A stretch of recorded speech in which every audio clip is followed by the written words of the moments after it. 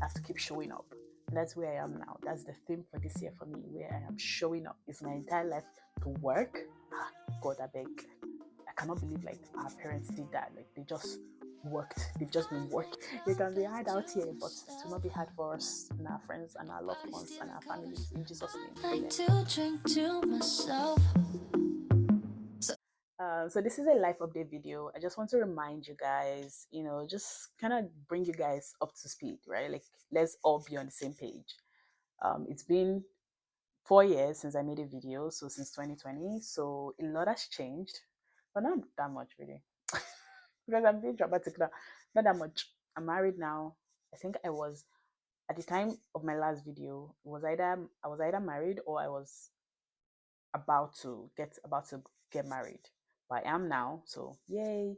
Um, in 2020, I was working as a team lead at a sleep lab, but now I'm working from home, right?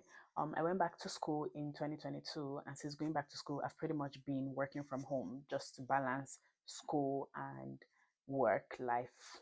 Have a work life, you work school balance pretty much. So I was working from home, although I still like worked on campus as well during my masters.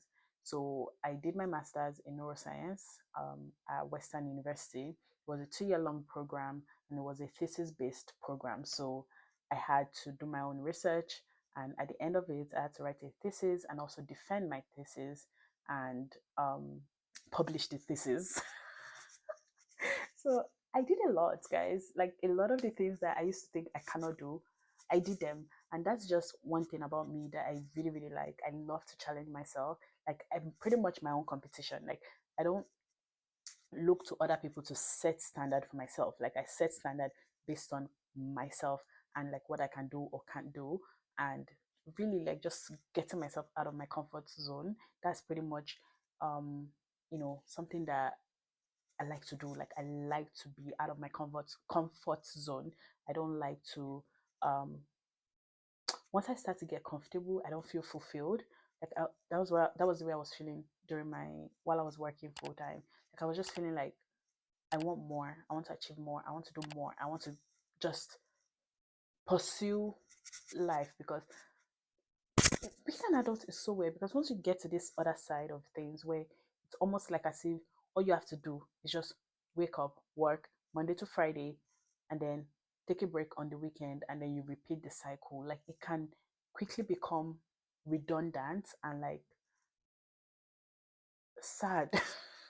Like you can really like feel sad quickly because you're just doing the same thing every day, like every week, every month. You're doing the same thing. Like life is redundant once you get to the stage where you've graduated school and now you're expected to do is just work. I cannot believe like our parents did that. Like they just worked. They've just been working since they finished uni, or those of them that did not go to uni, they just been working their entire life. Like it's my entire life to work. Ah, God, I beg. So I was feeling like I need something different. I need to challenge myself. Like even though I'll be crying, when I'm now in it in the challenge, I'll be crying. I'll be like, God will set me. I should have stayed in my house. But you see the person that comes out of the other on the other end, like the person that comes out of it, is not the same person that went into it. Like the version of me now, I'm not saying like, oh, my masters made me super intelligent, or it made me this person, but I'm saying that the version of me that had to come out in order to be able to achieve this masters is something that I would not have been, or would not have attained, or would not have reached if I had stayed working full time. Of course, there were a lot of sacrifices that I had to make. Of course, like the money that you get from full time work, the growth in the company, right? Like I was on that trajectory. Like I was on the trajectory of becoming eventually a manager, a director, something in the company. But again, right, like I knew like if I stayed, all those things would happen. But I also knew that I wanted more for my life. Like I still really don't want to pursue my education. Like I want to pursue it to the to the highest level. So whatever highest level that is, I want to reach that. So either getting a PhD or a postdoc is more of a job offer, not necessarily like education, even though you still learn a lot being working as a postdoc. But I do want to do my PhD eventually at some point in my life. That's something that I definitely want to do. I just don't know when yet. Um, yeah, so yeah, like I remember like I used to be like, I don't like writing. Like I'm not the type of person to write. But I did it. I did it and I did it well. I did it well. Like when my my thesis reader and my examiners, when they were going through my thesis, of course it went through a lot of like reviews with my supervisor and whatnot. But like when they were going through my thesis, they were just like, wow, this is really good. Like we understand what you're trying to say. It was just a lot of like, okay, okay, good comments, good comments, good work. And it just made me think to myself that I can actually do anything that I set my mind to do. I can do anything. Now, the only problem that I have is my consistency and my discipline in like other areas. Like in it with my education, I'm very like focused. I can focus and get work done. But you see, like in other things that I want to do, I just have like discipline problem, like staying and keeping to wait when there's no like clear end goal. So you're telling me I have to do this thing forever for the rest of my life. I don't even know if I can stop it tomorrow or next tomorrow, but I just have to keep doing it. I have to keep showing up. And that's where I am now. That's the theme for this year for me, where I am showing up, even when it's not, going how I want it to go. It's not rosy. I can't predict the future. Like this life is pretty much just being thrown into a maze and just being like, figure it out. Right? That's pretty much what life is. It's like figure it out. Like, yeah, now you're an adult. You don't have the structure of school. You don't have the structure you know, of your parents telling you what to do. You don't have all of that anymore. Now you have your time by yourself. You literally are responsible for how you choose to use your time. So it's it can be hard out here, but it will not be hard for us and our friends and our loved ones and our families. In Jesus' name, Amen.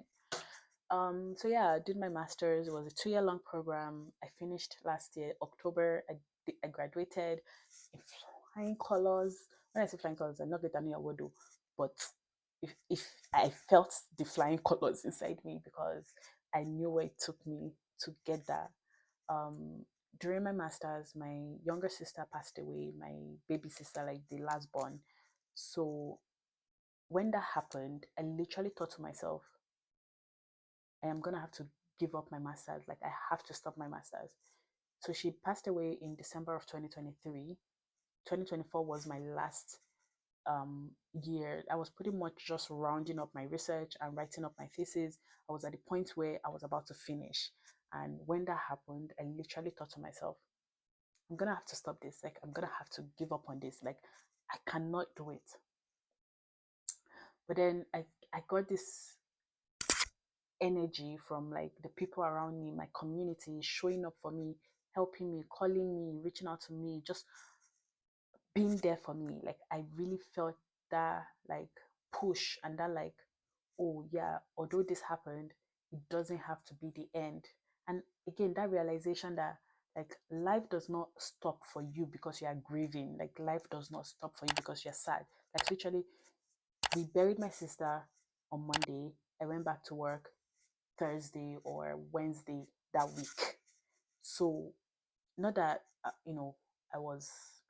It's a whole thing. I don't want to get into it, but I went back to work. When I say work, I went back to school to continue working because the master's program was more like a job that you were fully responsible for. The success is all on your head because it is what you're going to defend at the end of these 2 years that you have claimed to be working. So I was I felt like I needed to be present. I needed to be there, even though I was still going through it. So yeah, like the fact that I finished was a big deal for me. The fact that I kept to it, the fact that I I persevered, like you can't tell me nothing. Let me tell you, you cannot tell me nothing. You cannot tell me that I'm lazy. You cannot tell me that I am I am weak. You cannot tell me that I am not strong. Like, yeah, I mean, I want to be a baby girl, but I'm a strong woman, okay? I'm a strong black woman, and I am very, very proud of that. No, actually, I'm a strong black African woman. I'm very, very proud of that. Um, yeah, like I would like to share my journey through grief, what it's been like, how it's been for me, like how I'm navigating it. I'd love to share that in the future. I would love to write a book going just talking about like my experience. So yeah, I finished my masters. I graduated last year. Now I'm a Canadian citizen and fulfill my duties and fulfill my duties as a Canadian citizen. as a As a Canadian Canadian citizen. citizen.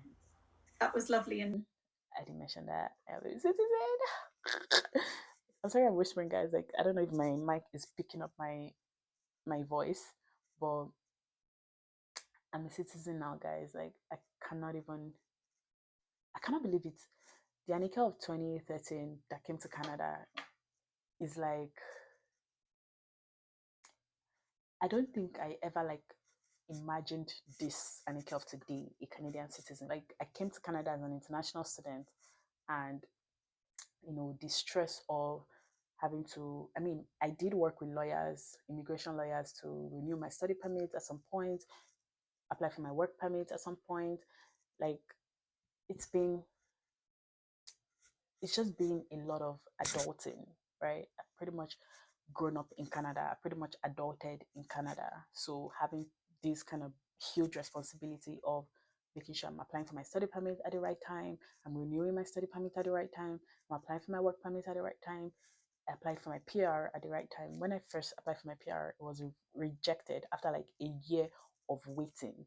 I worked for a year because there are conditions before you can apply for your PR, right? I worked for a year and then I applied. They rejected it. They said, oh, because I went back to school because I told this to listen. I don't know if I shared that, but I did do like a diploma program in clinical research.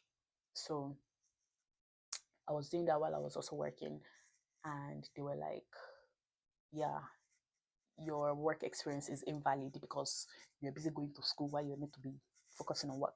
I was doing both. Like I had to start looking for proof. Like, yeah, I actually did both. Like, yeah, I was working 40 hours. I was also going to school 40 hours. I did it. But they were just like, no. So when they refused it, I was so scared. Like I was crying, like it's the end of the world. Like, oh my God, they're gonna send me back to Nigeria. Like all of this has just been a waste. And having Nigerian parents, you know how they can be sometimes where they're like, well, if they've set out plans for you that you should achieve and you don't get it at the time they want you to get it, it's gonna be a thing, right? So when I told my parent that, oh yeah, it's not gonna PR, it was a thing, but I thank God for the parent that I have. Like even though that they can be strict sometimes, they still want the best for you. So they will never leave you hanging. They will never leave you just being by yourself. They will still support you. So yeah, I mean, once when I applied again and I got my PR, and then after a few more years, I applied for my citizenship, and now I had to write an exam which I had to study for. I remember the day I was writing that exam, I was like, oh my God. I had been studying for so long, so I was just like, you know what? I'm just going to do it. I came back from school that day, I was just like, you know what? I'm doing it. So I sat down, set up my computer. I did it from home. So set up my computer, did everything, wrote the test. I passed. I got 18 over 20 or 19 over 20. I don't know. It doesn't matter. The number does not matter. And that's what I'm realizing now. Right? Being an adult is like, or even doing my master's, it's not about your grade, it's about passing. But I mean, depending on like where you see yourself or where you are going, like sometimes your grade matters. Like going to med school, they look at those things, right? So you also want to at least put in some form of effort. You want to try your best, but again, like grades is not something you carry on your head, right? Like yeah, I did. I mean, I wanted to pass because there was a condition on passing, but I was not super worried about like getting perfect grade. So now I'm a citizen and it feels good. since becoming a citizen, I've traveled twice. So the first time, no wait, I traveled once because I became a citizen in January or February of 2024. So um, I've traveled once, not twice. But I traveled while I was also on my PR. But it felt good to travel because I was avoiding traveling because the number of days you're in Canada also counts towards your eligibility for citizenship. So once you become a PR, you don't want to be leaving the country too frequently. Like you want to make sure that you are here and you are accumulating your hours, and you're also keeping track of when you travel, so that way you can deduct those days from your application. Anyway, now this is not an advice on how to apply for your citizenship or anything. I'm just saying, like, you don't want to travel too much. You have to be mindful of that. But yeah, life has been good. I'm excited for the new year. I'm excited to be back on YouTube. I'm excited to just share my life again. I'm excited to share my 30s with you guys, because in my 30, I'm gonna be a mother. I'm gonna be a mother by God's grace, because I believe it. I know it. I know it in my heart. So I can just imagine like vlogging my children and putting them on social media. Oh my God, I'm excited. So yeah, I'm gonna be a mother in my 30s. Anyway, I'm back on YouTube. So yeah, let me guys know what you want me to film. Let me know what you guys want me to film. What am I saying? Let me know what you want me to film.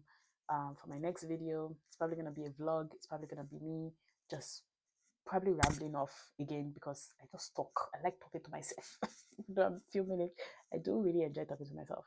So yeah, thank you for watching, and make sure you like, share, you subscribe, and make sure that you comment.